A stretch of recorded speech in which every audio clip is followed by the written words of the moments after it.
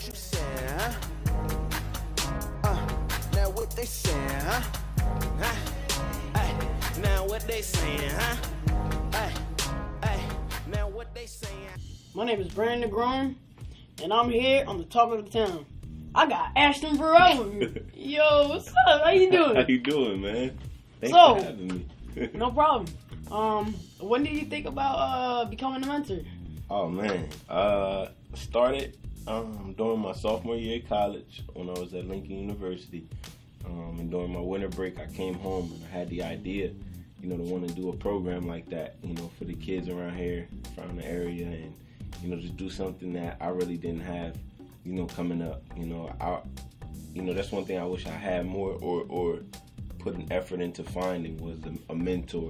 It could have definitely guided me down some better paths to make better decisions, but you live and you learn. So that's one of the reasons why I created the mentor program, to give kids someone that could guide them and let them know things and stop them from making mistakes that I've already made, So when did you really know that you were going to be a mentor? When I really knew I would be a mentor, was when kids started showing up to the program, and then they, it just became a rapid fire thing, and everybody, they'll start calling you for advice, and you kind of don't know when you're becoming a mentor. Everybody is a mentor in so many different ways. You could be a mentor, just someone just paying attention to things that you do, or you could be a mentor in a way that people just call you to get advice from you, or you could be a mentor because you know how to listen to people, you know how to adjust to people, and you know how to treat people the way that they need to be treated, to get them to be the best that they can be. So the moment I realized I was a mentor was when everybody started coming to the program and your phone's ringing nonstop from everybody, and things like that. So that's when I noticed. Do you have anybody you look up to for? Oh yeah, that's a good question. It's a couple people I look up to. Definitely look up to my mom. She's a strong woman. Who else do I look up to? My pops is a good role model, great role model to me. And you guys, the kids in the mentorship program, I look up to you guys because you guys show a lot of strength and not giving up on anything, and you guys keep me going. So I look up to you guys as well. You guys give me that motivation.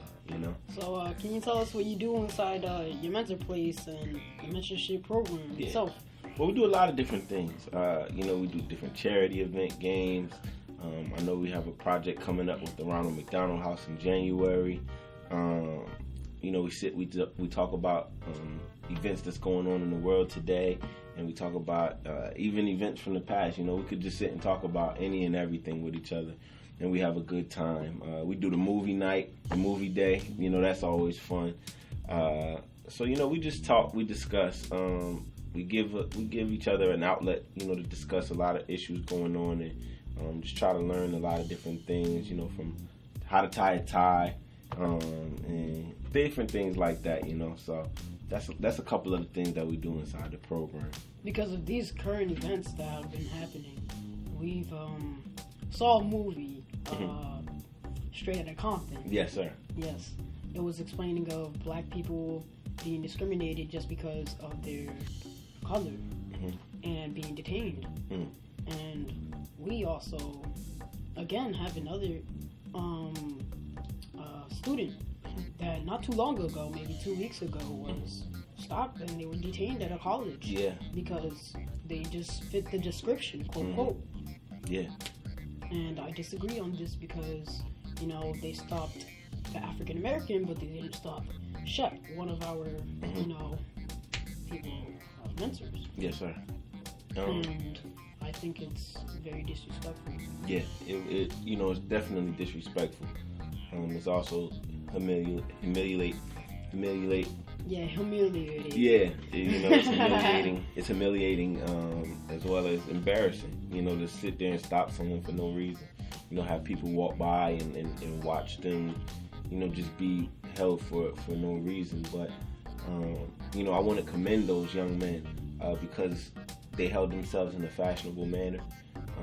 They weren't disrespectful. They didn't get out of line, even though the security was in the wrong. they still held their composure. They stayed calm. They didn't get disrespectful. They didn't do anything, you know, that was wrong. You know, they held themselves in a high manner, in a high character. So I want to commend them for that, you know, especially them being so young. You know, they presented themselves like true gentlemen. Even though they were in a negative situation, they still remain positive, and I commend them for finding that out of a negative situation. We thank you because you show us how to respect others, and when, like, if somebody comes at your neck really hard, like, not to, like, be rude or anything, it just come with them as kindness. Yep. And, you know, we thank you to show us that. Thank you. Thank you for listening. I'd like to say that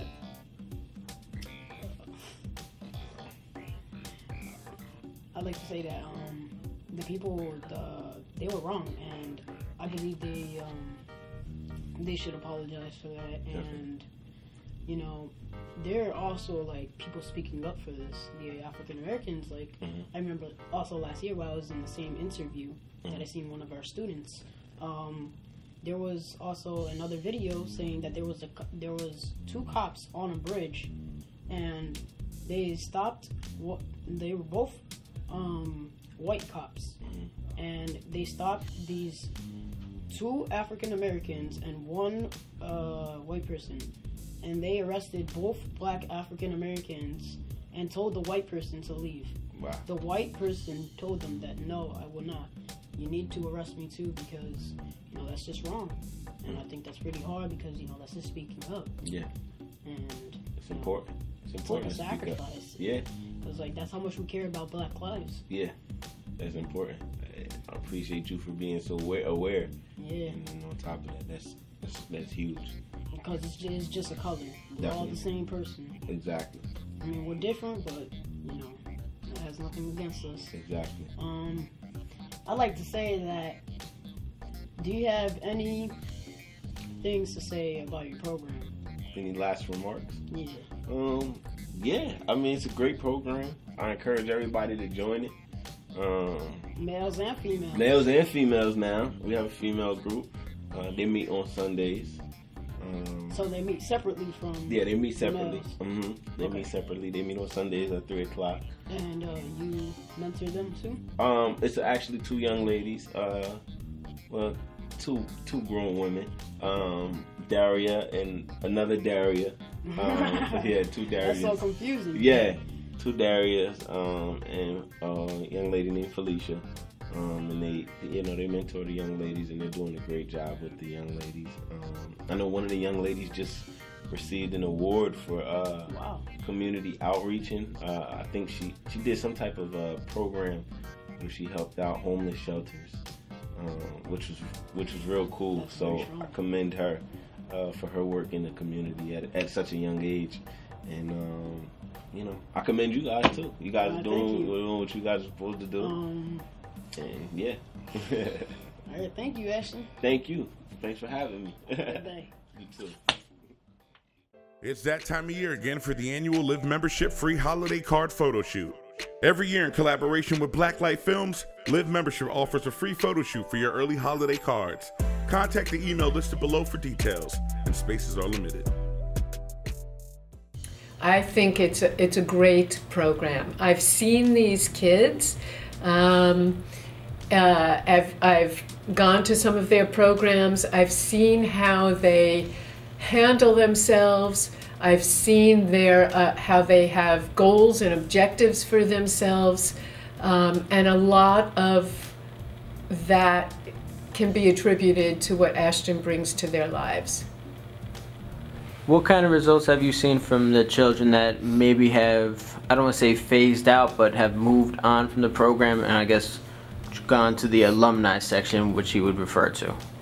Well, you know, I haven't really interfaced with the graduates of the program. However, I do know that Ashton has a good number of his mentorees who do actually apply for college and go on to careers beyond college. I think he mentioned to me actually that he's got a graduate of the program that is on a basketball team.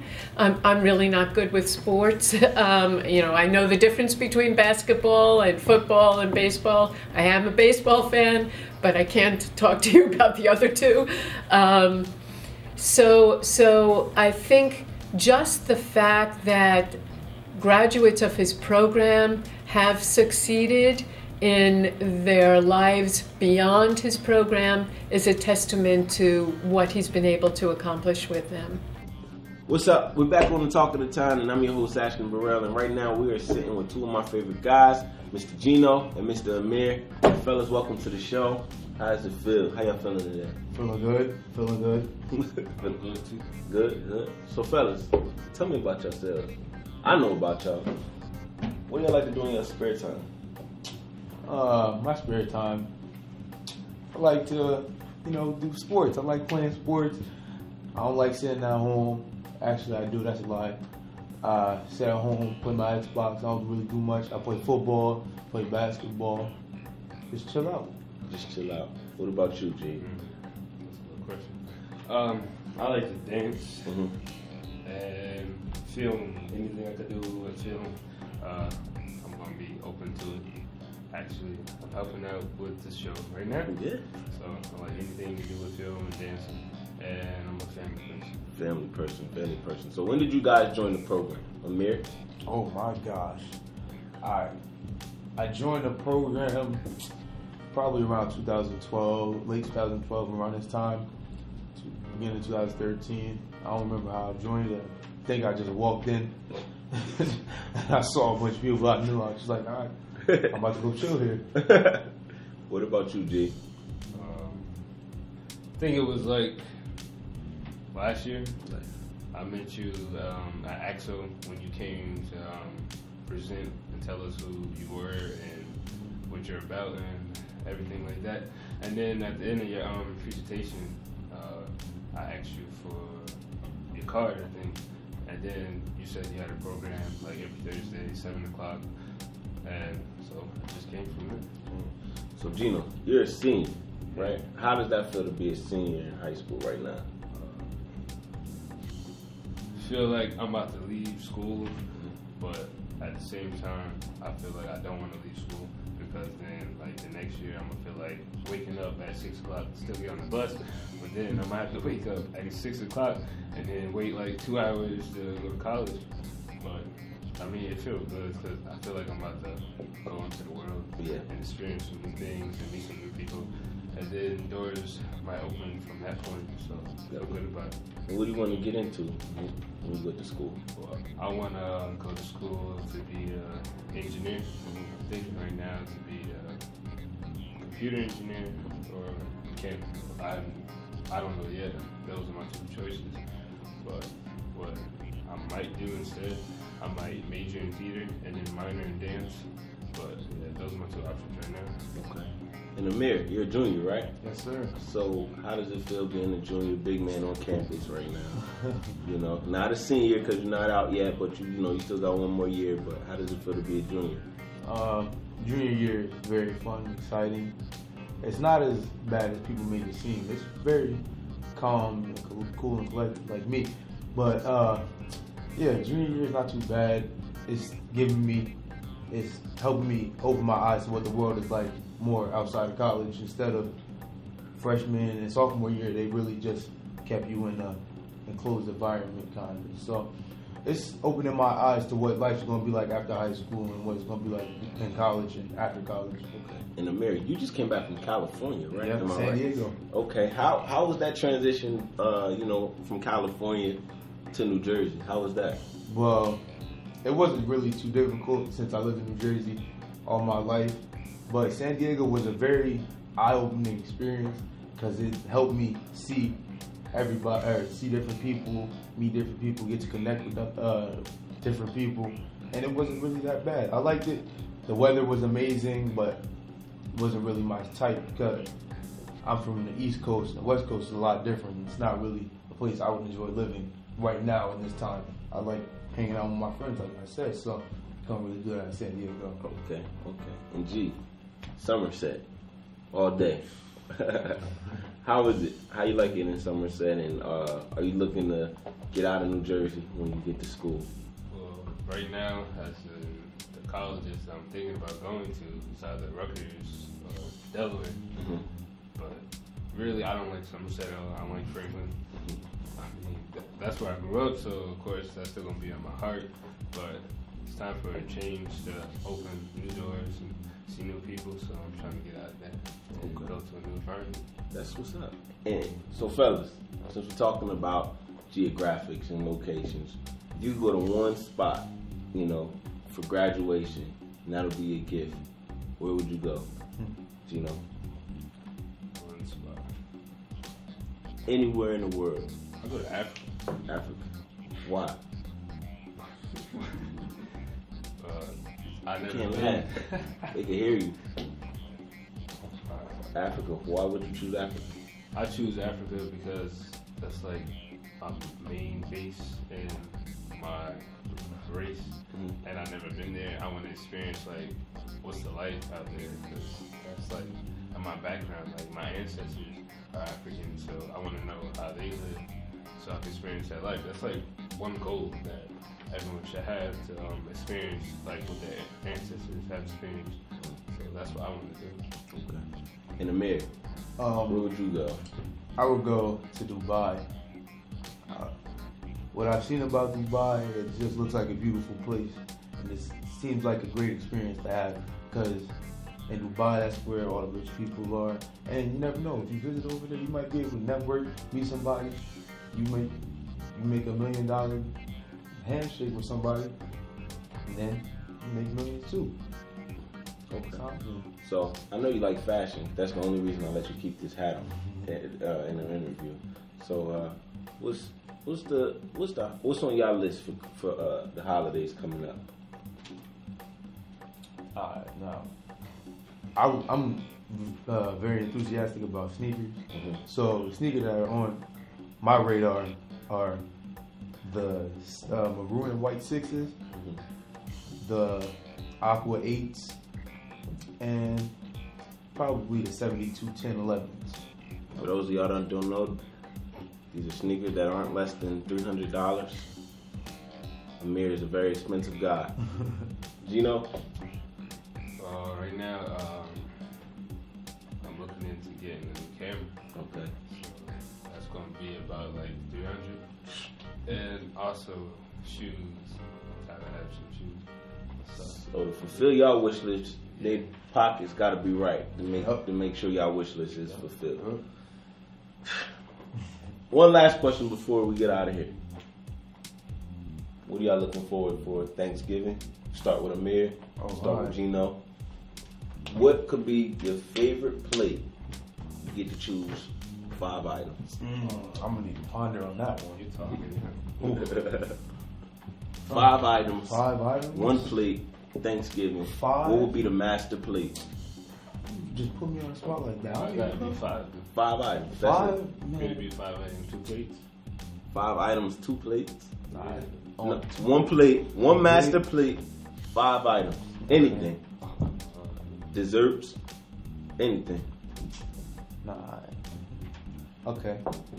I don't eat turkey, so don't get offended by my list. Okay. Because my family do a little different stuff. So, get a wing of fried chicken, Mm-hmm. mashed potatoes with gravy, Okay. I'll count that as 1. stuffing, Uh-huh. corn pudding. Oh. Great. That's greatness. Does One the drink more. count? Does the drink count? Nah, it would drink you could have for free. And throw collard greens in there. Collard greens. I like that. That's a solid plate. Collard greens. That's a solid plate. G, what's your 5 items on your 1 master plate for Thanksgiving? Some yams. Yams. I like that. That's a good start. Cornbread. Cornbread. Some rice. Rice. Cabbage. Cabbage. And sweet potato pie. Sweet potato pie. Yeah. There it is. The master plate fulfilled. These 2 young men doing great things. So proud of you guys. Thank you guys for being on the show. More Talk of the Town when we come back. Stay tuned. Did you know about 40% of high school graduates don't attend college each year due to financial restraints? So that's why I decided to start the Hometown Hero Club, where 25% of each purchase will go towards a scholarship fund and be awarded at the end of each year to the next hometown hero. What can I say about Stephen Armstrong? I want to thank you for putting your trust in me. Oh, you mind if I tell you? Well, Stephen was locked up 2 years. What was that, like a month after he got out?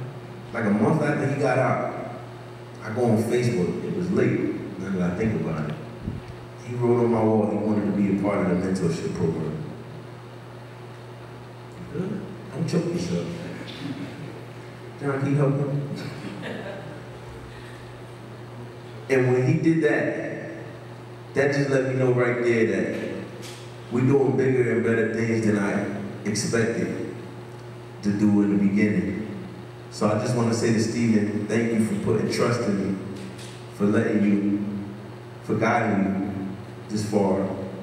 I'm proud of you. You're a graduate of high school, on your way to college. You finally learned how to tie a tie. I just want to say I'm proud of you, man. Let's keep up the positivity. And we're back on Talk of the Town. Right now we're sitting with an alumni of the program, Mr. Stephen Armstrong. Stephen, thanks for being on the show today. No problem. How you doing today? I'm doing good, lovely. Can't complain. How about you? I'm good. We got little Stephen, Yeah. you know, in the house. And Stephen, I remember when you first came to the program. You want to talk about how did you even get involved with the program? You know, what steps did you take to even get involved with the mentorship program? Mm-hmm. I see you kept posting the status up about the kids and stuff. So I said, let me hit them up. I was fresh home from jail, but I ain't had nothing else to do. I thought about giving my time back to the community, so I hit you up. Actually, can I come with you one day and help mentor? And since then, I got involved with the program, met some of the kids, built a relationship with them. And I started back working and going to school, so I've been out for a minute. So, you know, how did you take with your negative situation and turn it into a positive? A lot of people, when they're in a negative situation or, you know, once they're incarcerated, they keep going back. How have you managed to do not go back and stay out? Well, I made a promise to everybody I wasn't going to go back in, so I kept my word. So when you saw the mentoring, now you mentoring, literally, on an everyday basis, how does that feel? To be honest, I love being a father. It made me feel good. It made me think something I got to live for now. Now you got something to live for. So when you say you got something to live for now, Back then, before I had my son, I really ain't care. Still young-minded and care. Yeah. Going in there, get me locked up, killed. I can't do that no more. Yeah. So, hey, got my freedom, my son. That's a positive thing. And when you say, you know, you got your freedom in your son, how do you try to instill that in other kids, you know, that's going down the path, a reckless path, you know, they're not caring, you know, they're doing the things that you was doing. How do you give them words of encouragement to keep them from doing something? I always tell kids, like me, the only thing that saved me for doing 11 years was school. I was a good student in school, did all my work, A's and B's, the teacher loved me. Ain't nothing wrong with being a teacher pet. Okay. Ain't nothing wrong with being a teacher best student at all. All the teachers love me. That's what saved me doing 11 years of juvenile life. Okay. Best thing I tell every kid, stay in school. They help you out. They help you out in school. So what was being in the mentorship program? Give me your favorite memory for being in the mentorship program. This is going to be interesting. Let's see.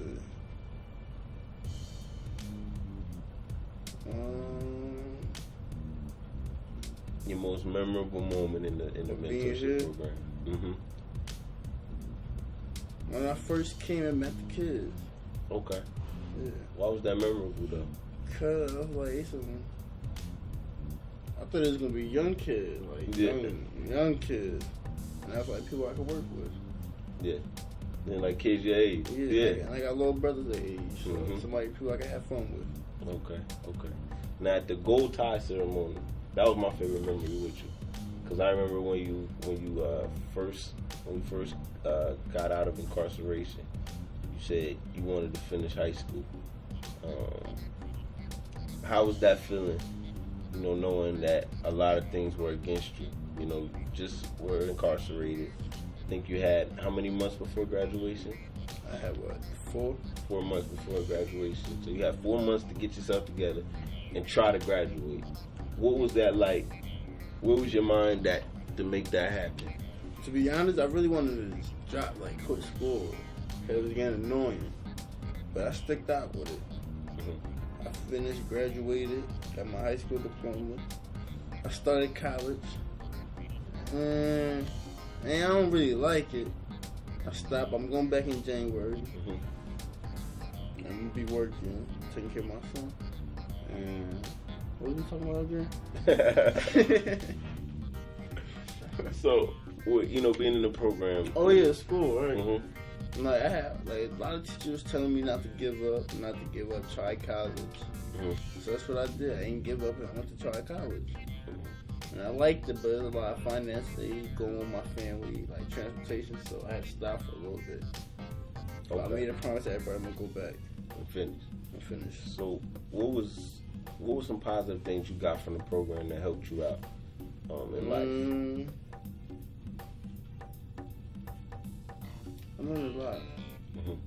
Let me see, like the guy at the tie ceremony, the golden tie ceremony, I learned a lot. And what's one thing? What's one thing that stuck with you to make you? Oh, the little short boxer. Yeah. About his life story and stuff. Okay. And I can relate to that. Yeah. That's what's up, Steven. Well, we're proud of you. The transition you're making. I'm proud of you too. Thank you, Steven, for being proud of me. I appreciate that, and I appreciate you. We look forward to maybe getting the little guy on here one of these days. Yeah, he be on here. He gonna come to the program? Yeah. Okay, cool. More talk at the time when we come back. And now, welcome to Fashion 101 with your host, Rick Styles. Rick Styles here. And for the month of November, we're going to speak on meeting the in-laws for the first time. We're going to start with the do nots. Number 1, do not wear a plain t-shirt to meet anyone's in-laws, especially if you got meaningless tattoos on your arms that's going to be exposed. You don't want to sit there and have the discussion on why you got this, why you got that. Number 2, dress for the occasion. If you're just going to someone's house to have dinner, you don't need a 3-piece suit on to sit in someone's dining room, then end up on the couch later just watching the game with a 3-piece suit on. And the last, do not let your partner dress you. They believe in you all year round, for weeks and for months. This night is special, but you got it. Handle it yourself. Now we'll go to the do. Do wear clean footwear and clean socks. You never know when you're going to have to take off your shoes in someone's house. Number 2, do. Make sure that you're clean shaved and you got a haircut. You don't want to show up to anyone's house looking scruffy. And the last one, layer up. Shirt and a sweater, shirt and a vest, a light sweater and a blazer. It's the time of the year to layer up and it looks fresh. And that's Rick Styles signing out for the month of November, going to meet your in-laws for the first time. Go and enjoy yourself. It's that time of year again for the annual Live Membership free holiday card photo shoot. Every year in collaboration with Blacklight Films, Live Membership offers a free photo shoot for your early holiday cards. Contact the email listed below for details, and spaces are limited.